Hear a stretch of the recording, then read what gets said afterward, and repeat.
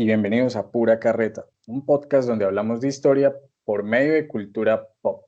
El día de hoy tenemos nuestro primer especial en el podcast con la segunda parte de Gladiador y en general sobre el Imperio Romano. Recuerden que Pura Carreta lo consiguen en la mayoría de plataformas de podcast existentes, menos Apple Podcast, seguimos trabajando en ello. En redes sociales nos encuentran como Pura Carreta Podcast, esto en Instagram, en Twitter como @puracarretapop y en Facebook como Pura Carreta Podcast. Como es costumbre, estamos con Stewart y con el señor Juancho. ¿Qué me cuentan? ¿Qué tal? ¿Emocionados por este primer especial del podcast? ¿Qué puedo, Cristian? ¿Bien o qué? Sí, la verdad sí, porque bueno, a ver, digamos que dentro de lo que hemos estado trabajando es un gran avance poder tener un primer especial y con tremenda invitada. Entonces, la verdad sí, estamos perfectos, estamos muy contentos todos y ojalá que les guste demasiado esto y que podamos seguir trabajándoles a los especiales para que nos sigan escuchando. ¿Qué tal, muchachos? Sí, muy emocionado por el capítulo especial de hoy.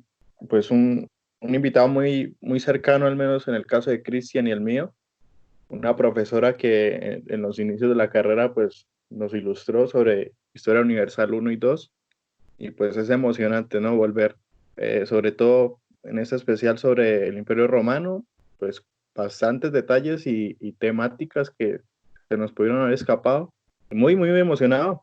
Bueno, así es, como comenta Stewart, el día de hoy tenemos una gran invitada, conocida para nosotros como estudiantes de la UIS, que queremos presentarle a ustedes en Pura Carreta.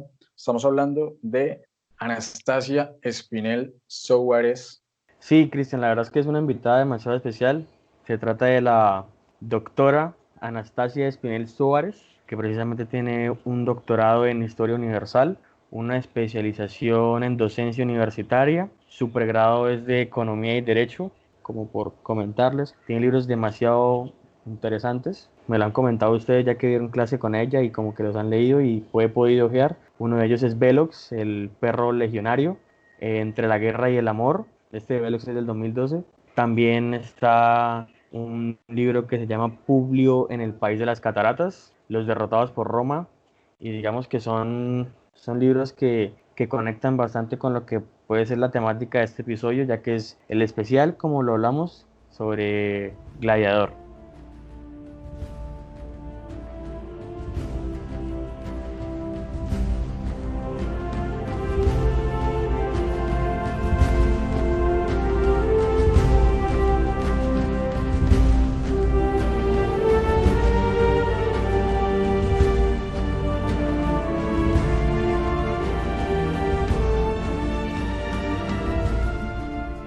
Y ustedes se preguntarán por qué un especial frente al Imperio Romano, ¿no?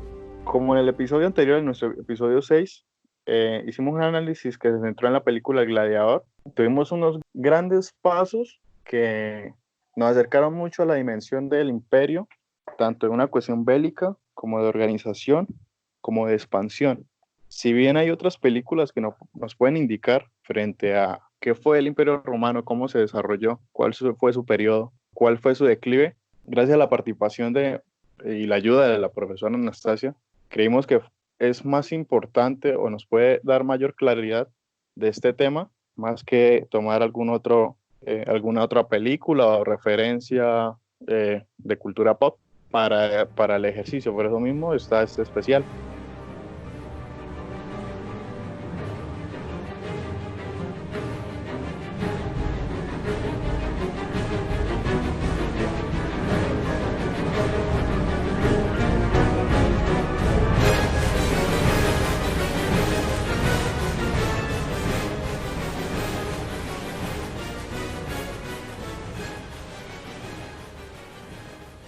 Para comenzar el especial, profesora Anastasia, ¿podría brindarnos un contexto general sobre el Imperio Romano, con un especial énfasis en el periodo de Marco Aurelio y Cómodo?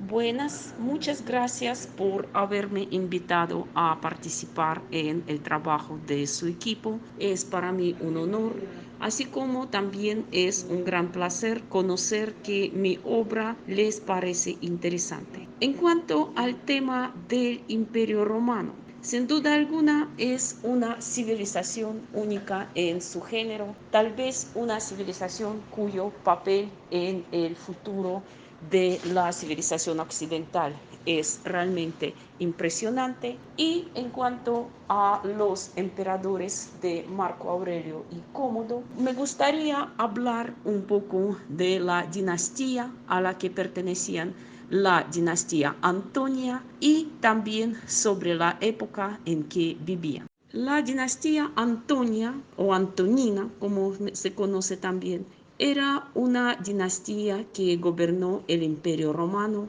entre los años 96 y 192 después de Cristo, con casi 96 años de duración, por lo que si comparamos su periodo del gobierno con las otras dinastías romanas, veremos que eran de los más longevos. También sus emperadores se conocen por sus buenas obras y posteriormente Maquiavelo en su famoso libro sobre el Estado, sobre los gobernantes, los llamó los 5 emperadores buenos. También el historiador británico Edward Gibbon llama su época como la etapa más feliz en la historia de la humanidad. Entre estos emperadores hay que señalar sin duda alguna a Nerva, el primero de la dinastía, su fundador, que tras el asesinato de Domiciano, su antecesor, el último emperador de la dinastía Flavia, puso fin al caos que podía desatarse en el imperio, y con su nombramiento sin duda fue evitada la nueva guerra civil. Como no tenía herederos, él adoptó a uno de sus allegados, a Marco Ulpio Trajano, quien se convirtió en el primer emperador romano nacido fuera de Roma, fuera de Italia, pues como se sabe, la familia Ulpia, familia de Trajano, el emperador más brillante de toda la historia romana, era oriunda de España. Trajano se convierte en el primer emperador de origen extranjero. También hay que mencionar a otros emperadores. Trajano, como ya había dicho, era quien amplió al máximo las fronteras del imperio, conquistó Dacia, un extenso territorio al norte del Danubio, y aunque era una conquista temporal, también anexó un territorio en Mesopotamia, ganando la campaña contra el Imperio Parto, aquel enemigo jurado de los romanos. Su sucesor, el emperador Adriano, es famoso por su famoso muro, una fortificación al norte de Britania, a veces llamada la Gran Muralla Británica, quien marcó el límite definitivo de las conquistas romanas en Britania, en la provincia más alejada del imperio. Otros emperadores de esta lista, emperadores buenos, eran Antonino Pío, Lucio Vero y, por supuesto, Marco Aurelio. Marco Aurelio, un verdadero emperador filósofo en el trono, también un hombre brillante en todos los aspectos, en el aspecto de la estrategia, de la política, también su gran pasión por la filosofía no le impedía ser un gran militar. Tuvo una campaña muy exitosa contra las tribus germanas de Marcomanos. Precisamente a este episodio aparece en la película El Gladiador, pero cometió un error. Nombró a su hijo Cómodo como sucesor, a sabiendas de que Cómodo no tenía la menor aptitud para gobernar. Más le interesaban las diversiones y, más que todo, los espectáculos circenses. Y al parecer, precisamente por eso, con este nombramiento de Cómodo, termina la dinastía Antonina. Todos los demás emperadores de esta dinastía, todos los antecesores de Marco Aurelio, nunca ponían en el trono a un sucesor de su propia sangre. Más bien preferían elegirlo entre sus allegados, entre sus partidarios, tomando en cuenta su inteligencia, sus aptitudes, sus dones del gobierno, independientemente si estos emperadores tenían herederos de su propia sangre o no. Marco Aurelio cometió tal vez el único error de su gobierno. Siendo un hombre tan sabio, no pudo dar buen sucesor.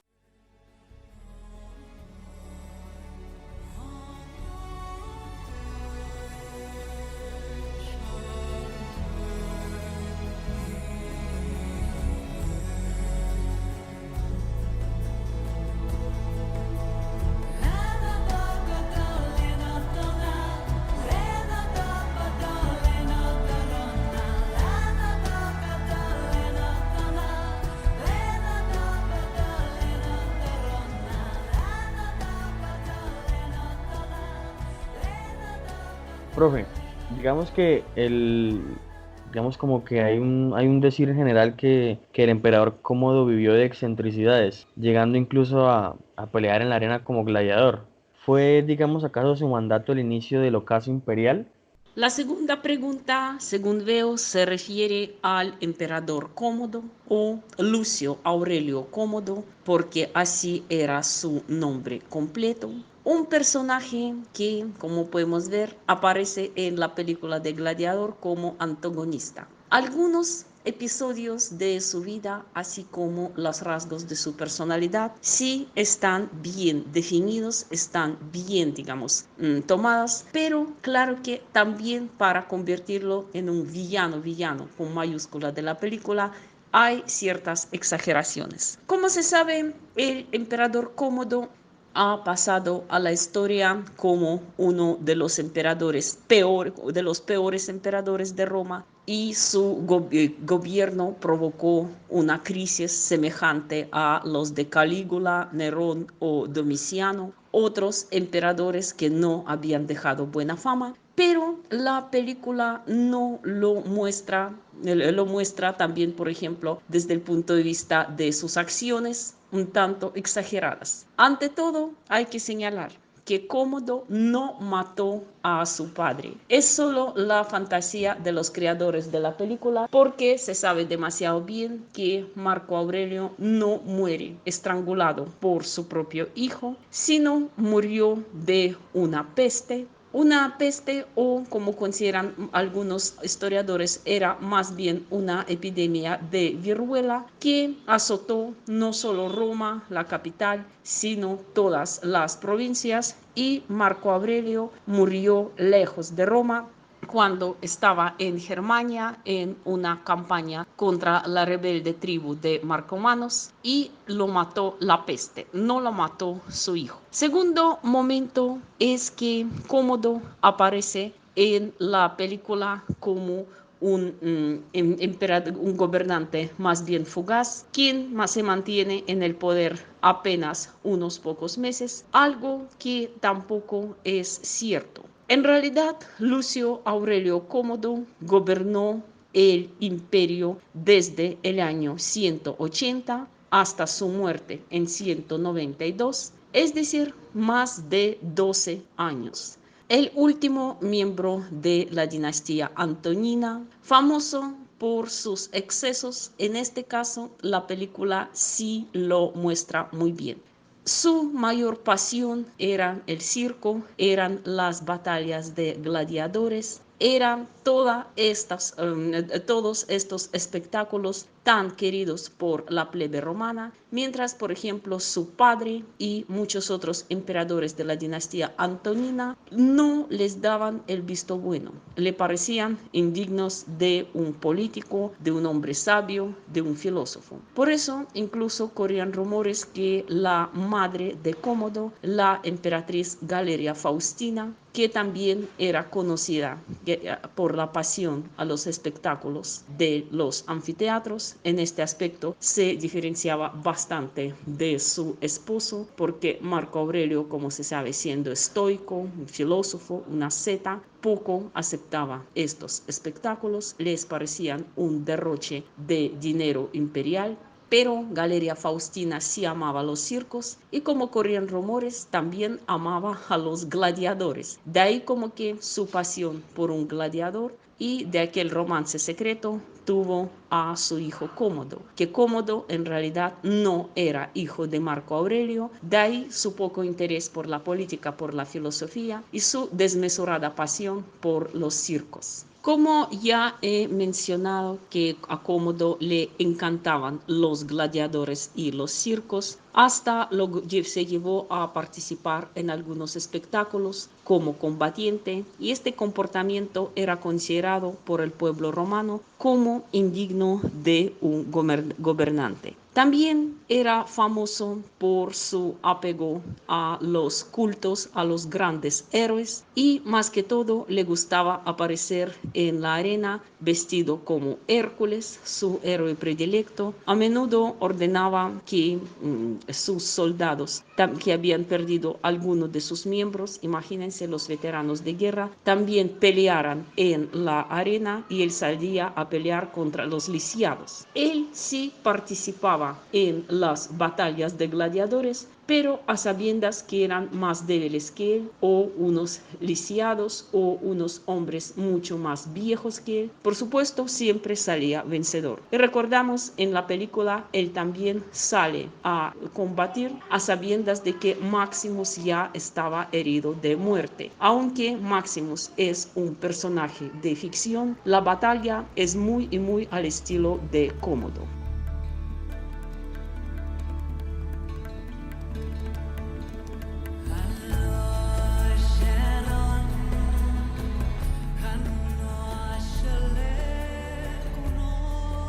Profesora, en cuanto al tema de gladiadores, ¿considera acaso que la película que estamos analizando en esta ocasión en el podcast, en este sexto carretazo, tiene un acercamiento acertado sobre el tema o se va al extremo?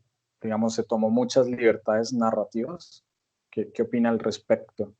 En cuanto a la pregunta referente a los gladiadores, sin duda alguna nosotros estamos acostumbrados a ver en los gladiadores aquellos luchadores profesionales que luchaban a veces a la muerte en la arena. De todos modos, en la película, aunque claro, se hace énfasis más que todo en la vida de un gladiador concreto, no hay mucha exactitud al respecto. Ante todo, en cuanto al carácter de los combates en los que participa Maximus. Cabe señalar que en la época que aparece en la película, estamos hablando del siglo II después de Cristo, existían ya unas categorías perfectamente definidas de los gladiadores, y todos ellos luchaban en combates y armas especializados. Por ejemplo, el mermillo, el secutor, el retiario, el gladiador que peleaba armado con la red y el tridente, y por lo general su contrario era su rival en la batalla solía ser un secutor o mermillo. Nunca, por ejemplo, un retiario peleaba contra otro retiario, ni un secutor contra otro secutor. En cuanto a las otras categorías de gladiadores, estaban los tracios, llamados así porque su equipo se asemejaba a la panoplia de los guerreros de esta nación. El gladiador más famoso, Espartaco, al parecer pertenecía a esta categoría. Estaban también los samnitas, llamados así porque llevaban una panoplia parecida a la de los guerreros de esta nación. Samnia, región histórica al sur de Roma, que eran enemigos feroces de los romanos en la etapa inicial de su historia. Estaban los dimacaeros, llamados así porque usaban dos espadas a la vez. Estaban los sagitarios, gladiadores armados con arco y flecha, que por lo general deberían sorprender al público con su puntería. Estaban también gladiadores que combatían a caballo o desde los carros, y también había una categoría específica de los venatores o cazadores, gladiadores que participaban en los venatios, una especie de cacerías de animales exóticos que se daba en plena arena del circo. También se organizaban las naumaquias, las batallas sobre el agua con verdaderos barcos de guerra. En fin, había muchos otros espectáculos y todos estaban perfectamente especializados. En cambio, en la película vemos que Maximus, el protagonista, no tiene una especialización, si podemos llamarlo así, definida. No es ni Dimacairos, ni Tracio, ni Samnita, ni Retiarios. Ya lucha contra sus propios compañeros gladiadores, ya lucha contra carros de guerra, ya actúa como un venator en la famosa escena con los tigres, algo que en la vida real jamás se permitiría, porque un gladiador luchaba siempre con los rivales de una categoría definida y con armas definidas. En este caso, podemos decir que convirtieron a Maximus en un gladiador sin oficio, sin profesión. Y por supuesto, algunas armas, como por ejemplo las ballestas que usan los rivales de Maximus en la escena de la batalla de Sama, hombres y también mujeres que luchan desde los carros de guerra. Esto es una arma 100% medieval, mucho más tardía, y a mí me pareció una escena, digamos, al igual que por ejemplo la aparición de un helicóptero en la batalla de Boyacá, en la escena de un cortometraje para el bicentenario de la independencia de Colombia, solo que ahí la aparición de un arma atemporal era premeditado, aquí en cambio puro error de productor. Y también, como podemos ver, la aparición de las mujeres en la arena, podía surgir una pregunta: ¿las mujeres luchaban o no luchaban en la arena? Sí, en la época de la dinastía Flavia, eso es la dinastía antecesora a la que aparece en la película, se conocen las figuras de las gladiatrices, mujeres que luchaban en la arena, y nombres de dos de ellas, Aquilea y Amazonia, que aparecen luchando entre sí en un bajo relieve, incluso llegaron hasta nuestros días. Pero al parecer las gladiatrices nunca luchaban en la arena contra los gladiadores varones, como aparece en la película, sino exclusivamente entre ellas. Y al parecer, al juzgar por las imágenes de Aquilea y Amazonía, entre ellas también existían unas categorías definidas con armas y equipos determinados. Pero al parecer las gladiatrices nunca se volvieron en Roma tan populares como por ejemplo los gladiadores varones, al igual que podemos decir hoy día el fútbol femenino no goza de la misma fama que el masculino.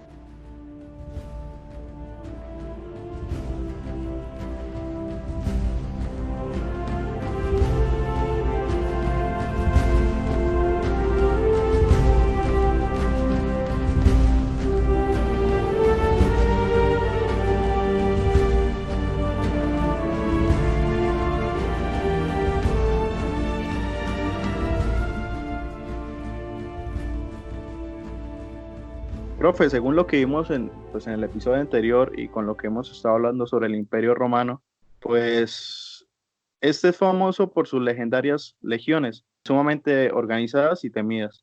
Recuerdo que una de sus obras que se establece en ese periodo puntualmente es el de Velox, ¿no? El perro legionario. ¿Qué podremos rescatar de esta organización militar romana? Referente a mi libro Velox, el perro legionario, donde, como se sabe, la acción se realiza en su mayor parte en el campamento de la Legión 18ª Augusta, una de las 3 legiones romanas que habían perecido en la tristemente famosa derrota del bosque de Teutoburgo. Puedo decir que la historia del ejército romano es demasiado larga como para contarla en un solo libro. En realidad, en este libro aparece la historia de una determinada etapa, el ejército romano en su determinada etapa del Alto Imperio. Es la época cuando el ejército romano se profesionalizó y realmente se había convertido en la fuerza armada más poderosa de la antigüedad. Como se sabe, la civilización romana cuenta con más de 1000 años de la historia y la historia de su ejército también. Y cabe señalar que, por ejemplo, el ejército de la historia temprana de Roma, la monarquía y la república temprana, no se parecía en nada a aquel ejército romano altamente profesionalizado que todos conocemos, porque era más bien una simple milicia conformada por los ciudadanos comunes y corrientes, campesinos, artesanos, quienes se reclutaban a las filas solo mientras había necesidad. Cabe señalar que la historia romana desde su inicio está llena de numerosas guerras, y no porque los romanos eran excesivamente belicosos, simplemente el territorio de Lacio, de las 7 colinas donde se ubicaba Roma, era muy apetecido por los pueblos vecinos. Por eso Roma, desde su historia temprana, tenía que guerrear con numerosos invasores. Primero con los etruscos, luego con los galos o celtas, pueblos de Europa Central que intentaron invadir Italia.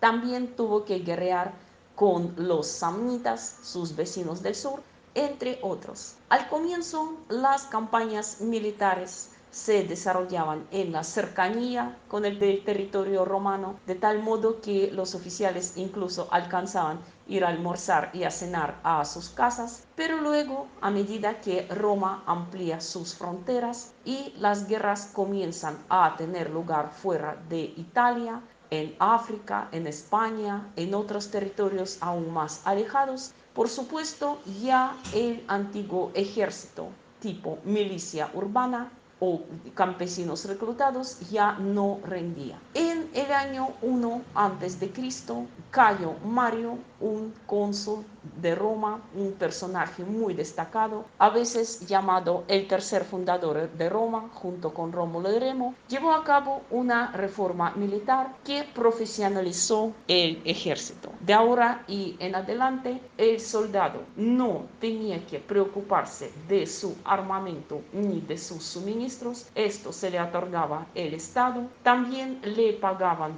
el salarium, es decir, salario, una suma estable. Tenía derecho a jubilación, a una pensión y a un terreno después de que se jubilaba, pero tenía que a cambio firmar el contrato por 25 años de servicio. En la época que aparece en la novela, Velox, el perro legionario, sucede lo mismo. Muchos jóvenes romanos, incluido Vibio, el protagonista de la novela, se inscriben en el ejército para solucionar sus problemas materiales. Recordamos que Vibio estaba en un fuerte aprieto económico tras la división de bienes de su familia, cuando quedó prácticamente sin nada. Sí, muchos ingresaban en el ejército únicamente por el salario, buena pensión y una jubilación segura, pero muy pocos llegaban a cumplir el plazo de 25 años de servicio. También, por ejemplo, si hablamos del ejército romano en las épocas posteriores, por ejemplo, el Bajo Imperio, ya a partir del siglo III, veamos que ahí también ya hay cambios, porque el ejército ya no, la gente no quiere seguir con la carrera militar. El imperio vive una profunda crisis económica y crecen entre sus filas un gran número de mercenarios, con frecuencia de origen no romano, más que todo de representantes de los pueblos bárbaros del más allá del río, de los ríos del Rin y el Danubio, aquellos ríos fronteras naturales del imperio. Así que, como podemos ver, el ejército romano no es algo único. Hubo muchos cambios a lo largo de su historia.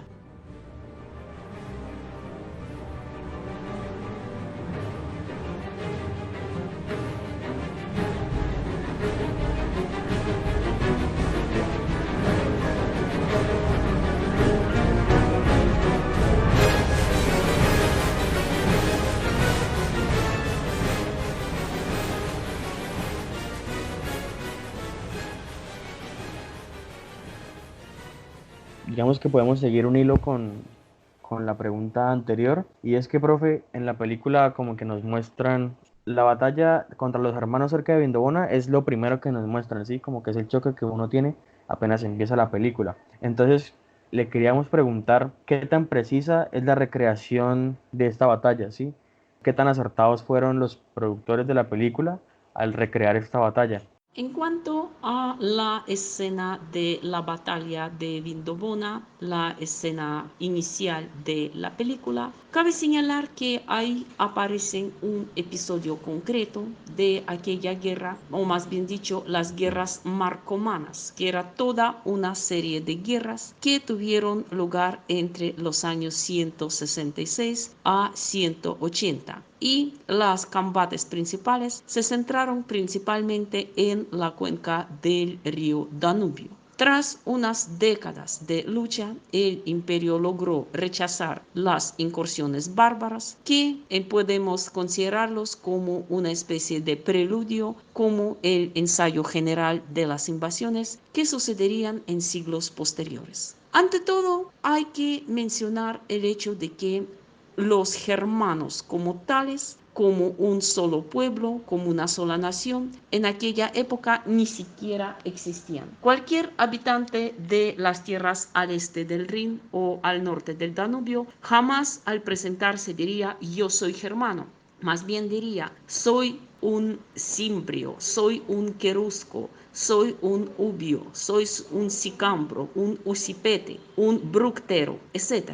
Porque como podemos ver, era un gran conglomerado de tribus, de etnias distintas que hablaban en unos dialectos que, aunque sí tenían algo en común, se diferenciaban bastante entre sí. Y los marcomanos, aquel pueblo que aparece como el enemigo principal de Roma en la película, en realidad no era un solo pueblo, sino más bien toda una confederación de diferentes pueblos germánicos. Sí, la escena muestra mucho realismo, más que todo cuando vemos cómo Roma opone a la fuerza brutal, a aquella ferocidad salvaje de los bárbaros, su famosa disciplina. Los romanos ganaban las guerras más que todo gracias a su disciplina, a la perfección de su estrategia, porque a diferencia de los bárbaros que se lanzaban a la batalla, como lo vemos también en la película, buscando su fama, su gloria individual, los romanos siempre peleaban en equipo.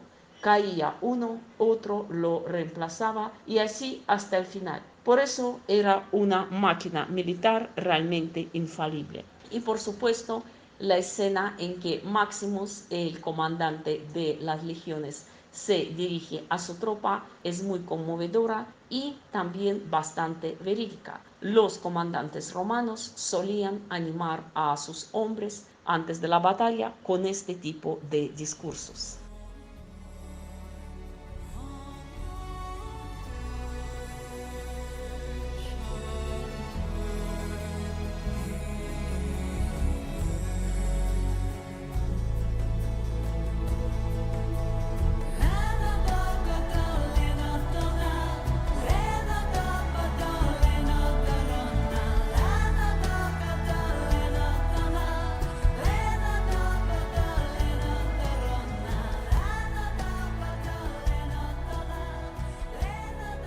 De acuerdo, profe. Otra de sus grandes obras sobre el Imperio Romano tiene que ver con la saga de Publio, que si no estoy mal tiene publicados 3 libros con uno cuarto en construcción. Y en esta saga se narran pues, las aventuras de este joven romano por la ruta del incienso, el país de las cataratas e incluso su encuentro con la Legión Perdida. Partiendo de esta figura y de esta novela histórica que se ha encargado de construir a lo largo de los años, ¿qué podríamos decir acerca de la vida cotidiana de la Roma en tiempos de Marco Aurelio y evidentemente también en tiempos de Cómodo? ¿Cómo podríamos acercarnos a recorrer Roma desde sus libros? Hablando de mis otros libros sobre Roma, la saga de Publio, por ejemplo, aunque sí refleja una etapa concreta de la historia romana, sucede en la época del reinado de Augusto, el primer emperador oficial de Roma, y también incluye algunos hechos y personajes reales, pero es mucho más ficción que, por ejemplo, Velox, y no tiene como objetivo mostrar tanto la vida en la misma Roma, sino más bien mostrar que Roma, como una gran civilización del pasado, no era solitaria. Prácticamente todas las novelas de Publio, las cuatro que ya fueron publicados y la quinta en el proceso de inscripción, Publio en el país de las cataratas, Publio en la ruta del incienso, Publio y la última amazona y Publio y la legión perdida, así como la novela todavía sin terminar, Publio y el bosque sagrado, se desarrollan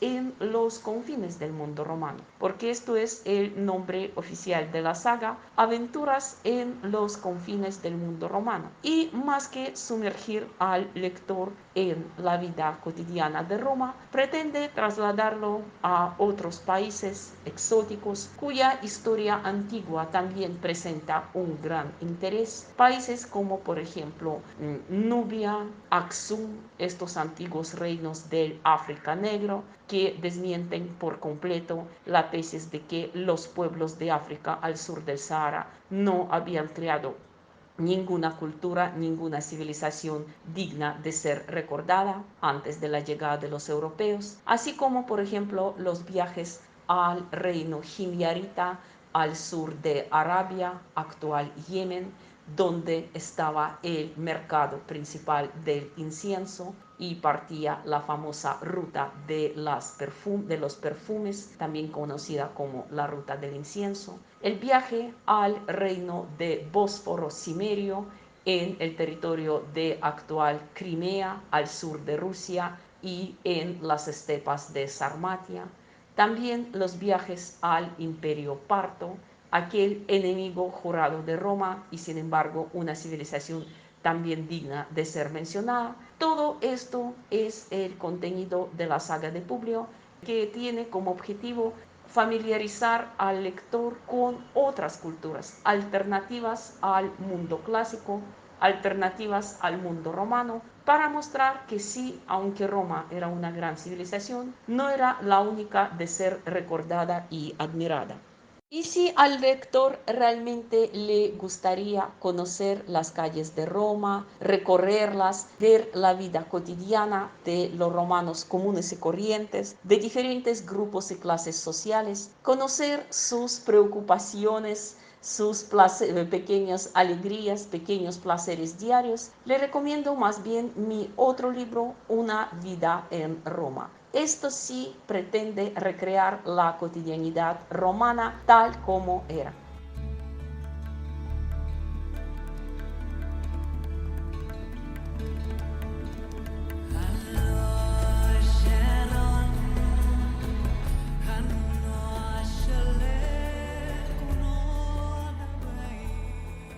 Profe, y bueno, como le queríamos preguntar, digamos, ¿cuál era la importancia del Panteón romano en la vida cotidiana del imperio? Porque pues al fin y al cabo debía tener un significado importante.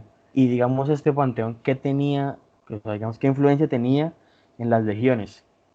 Realmente la religión jugaba un papel muy importante en la vida de todo romano, tanto militar como civil, y las legiones, por supuesto, tenían sus propios sacerdotes, sus propios cultos, cuáles dioses adornaban los legionarios romanos. Ante todo, sin duda alguna, era Marte, dios de la guerra, un dios de los militares por excelencia. Rezaban también y hacían ofrenda a la diosa Minerva, la diosa de la sabiduría y de la estrategia militar. Poco a poco a los legiones romanos penetran también dioses de otros pueblos y culturas, como por ejemplo dios Mitra, de origen persa, iranio, vencedor del malvado toro de Arimán, el redentor y salvador de la humanidad, quien viene de la tradición persa de los zoroastristas. seguidores del gran profeta Zaratustra.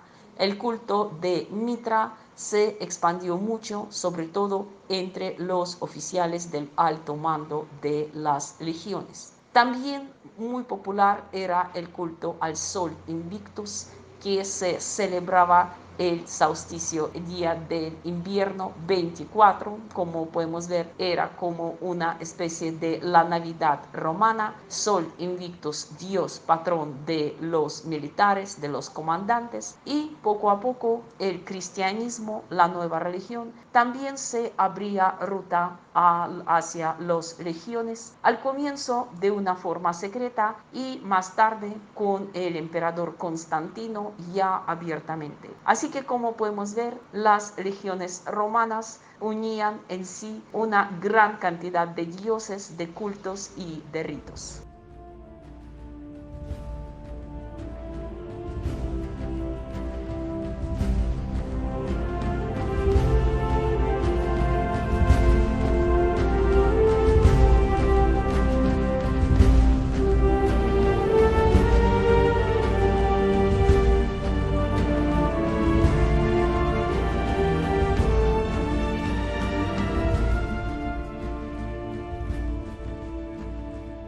Profe, ¿podría comentarnos, y esta es una pregunta que nos hemos hecho mucho los integrantes de Pura Carreta, ¿por qué el Imperio Romano es tan atractivo para los historiadores y, bueno, en general para la población?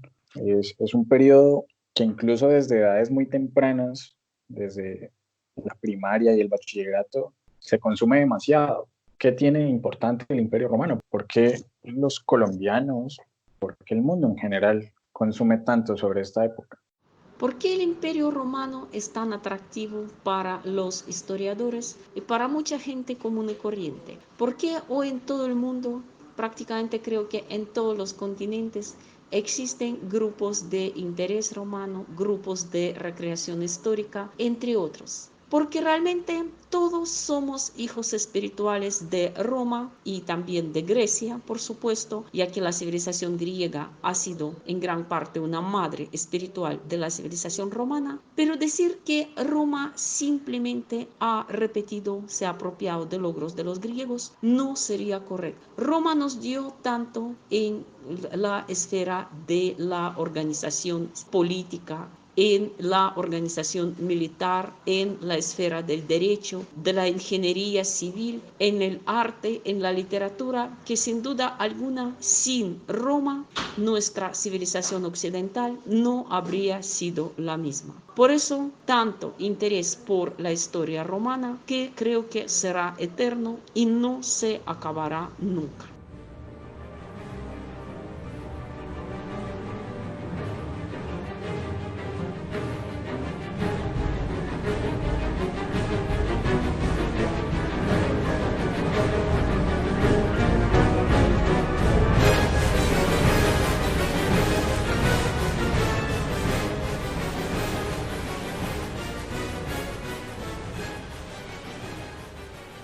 Profe, si nos pudiese comentar sobre otros ejercicios en cuanto a cine o series que hayan querido recrear el Imperio Romano, tipo como Ben-Hur o la serie de Spartacus, su opinión general en ese entorno o con ese material que en general, ¿no?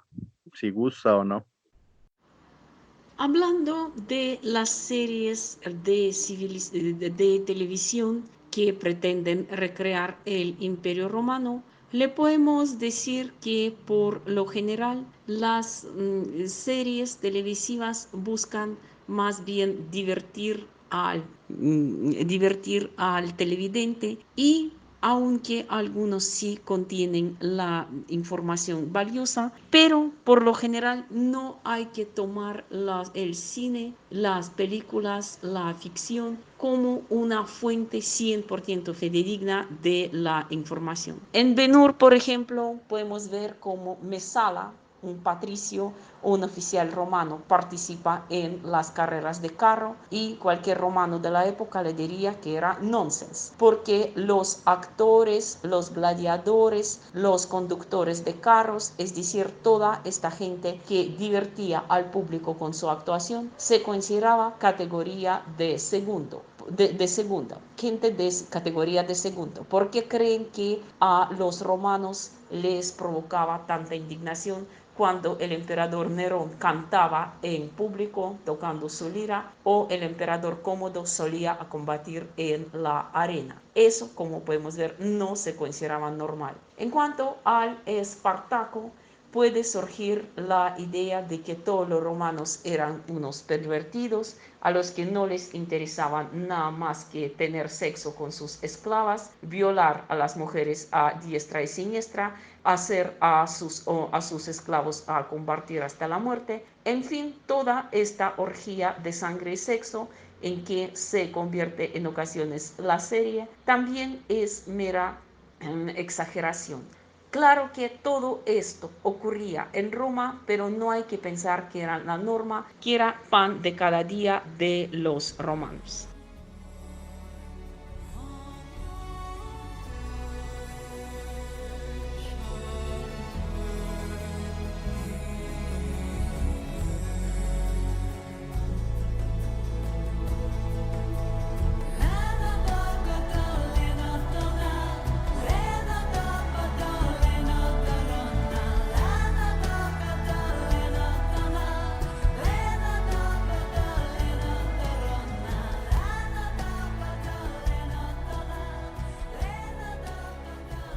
Profe, y le agradeceríamos también un comentario muy general sobre la división del Imperio Romano y pues las respectivas caídas que tuvo tanto en el occidente y luego las que tuvo en el oriente.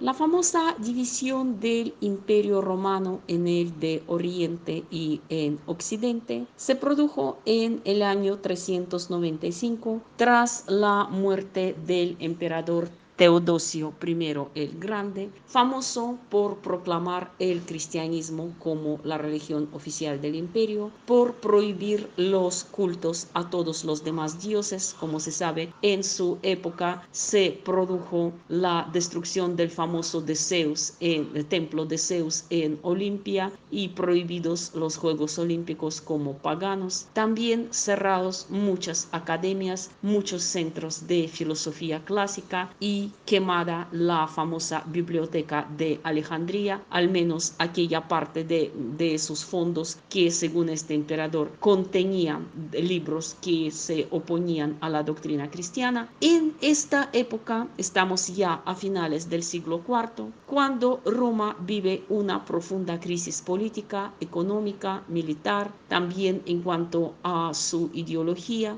Es evidente que seguir manejando un imperio tan grande de un solo centro resulta imposible. Por eso el emperador Teodosio, en su lecho de muerte, toma la decisión de dividir el imperio en dos partes entre sus dos hijos. Arcadio, designado emperador de Oriente, con la capital en Constantinopla, una ciudad nueva, aún hace poco fundada por el emperador Constantino I el Grande, y Honorio en Occidente, con la capital en Roma. En cuanto al territorio de estos dos nuevos imperios romanos, el imperio del Occidente quedó conformado por Italia, que era por supuesto su centro, su corazón, también España, Galia, Britania y en el continente africano, Mauritania y costas de actual Túnez, Libia y Argelia. El imperio de Oriente, a su vez, incluía toda la península balcánica,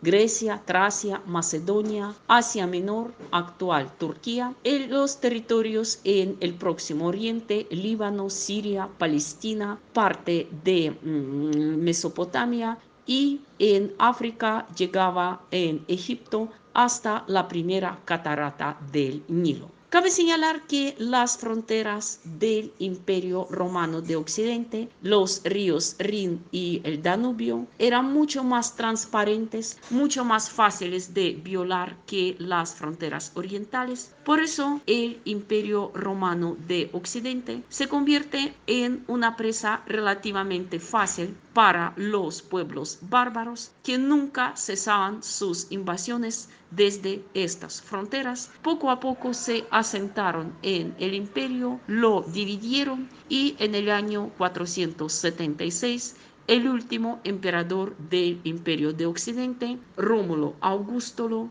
es derrocado por el rey Odoacro, un rey germánico quien no quiso tomar el título de César, que le pareció anticuado, sino que en vez de esto se proclamó Rex de Italia. Rex, el antiguo título con que se asignaban los gobernantes romanos de la época en la monarquía a partir de Rómulo. En cambio, todas las insignias del poder imperial, Odoacro los envía a Constantinopla, la capital del Imperio Romano de Oriente. Mientras el Imperio Romano de Occidente, como ya lo había dicho anteriormente, cae en 476, el Imperio Romano de Oriente lo sobreviviría 1000 años más. Conocería una nueva época de resplandor, una auténtica edad de oro bajo Justiniano el Grande. También emprenderá intentos de reconquistar los territorios perdidos en Occidente, en reconstruir el Imperio Romano en sus fronteras ancestrales, pero aunque no lo logrará, preservará la tradición romana por 1000 años más, hasta su caída en el año 1453, cuando Constantinopla es tomada por los turcos otomanos. De tal modo, como muchos historiadores consideran que con la caída del Imperio Romano de Occidente termina la historia antigua, con la caída del Imperio Romano del Oriente, a veces llamado Imperio Bizantino, aunque no es un término correcto. Durante la Edad Media jamás se utilizó el término Imperio Bizantino ni Bizancio. Imperio Romano de Oriente caerá en 1453 y muchos historiadores lo consideran como el fin de la Edad Media y comienza de la historia moderna. Así como podemos decir, con las dos Romas terminaron dos etapas históricas muy importantes.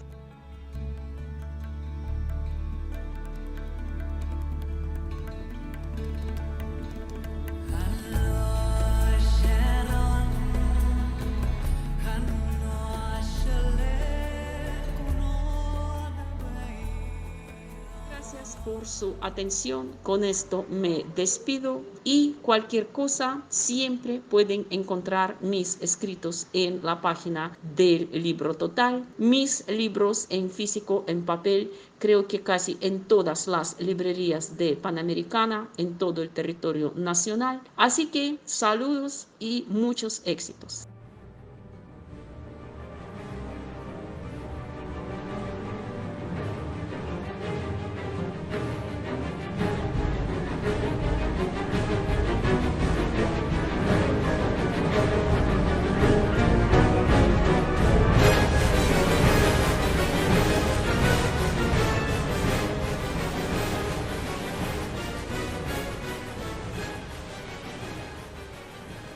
Bueno, con todas las implicaciones, grabar podcast a distancia, espero que nos entiendan, como el querido perro que acaba de sonar.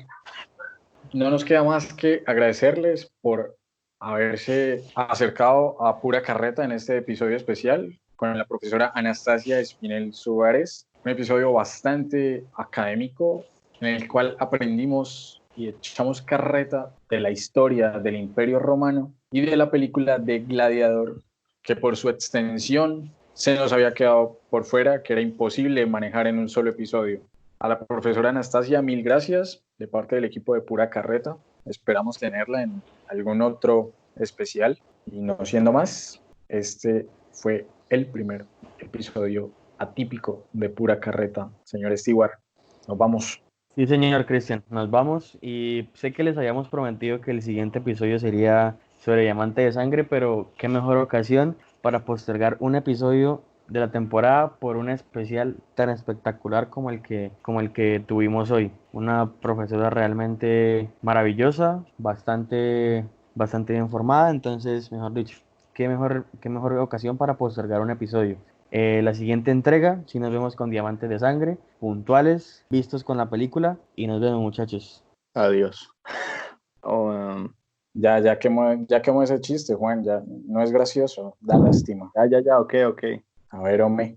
Ya como parte final de nuestro primer especial académico, los agradecimientos a nuestra querida profesora Anastasia, tanto como agradecimiento del capítulo, como pues siendo ella parte de nuestra vida académica, al menos en el caso de Cristian y el mío y de muchos de nuestra generación, pues que estará bienvenida siempre, seguir ilustrándonos porque pues siempre nos va a enseñar, tanto con sus novelas históricas como su memoria que pues es como imposible de superar, ¿no? A nuestros oyentes, frecuentes y no frecuentes, estaremos pendientes para el próximo episodio, Diamantes de Sangre. Nada mal. Cuídense mucho, un abrazo y los esperamos para más carreta.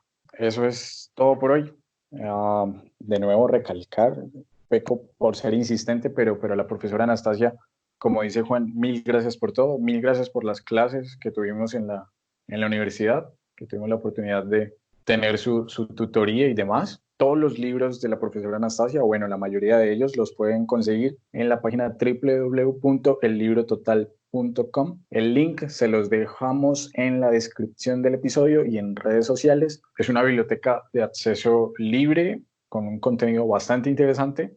La mayoría de libros de la profesora también se encuentran evidentemente, librerías a nivel nacional, sobre todo en Panamericana.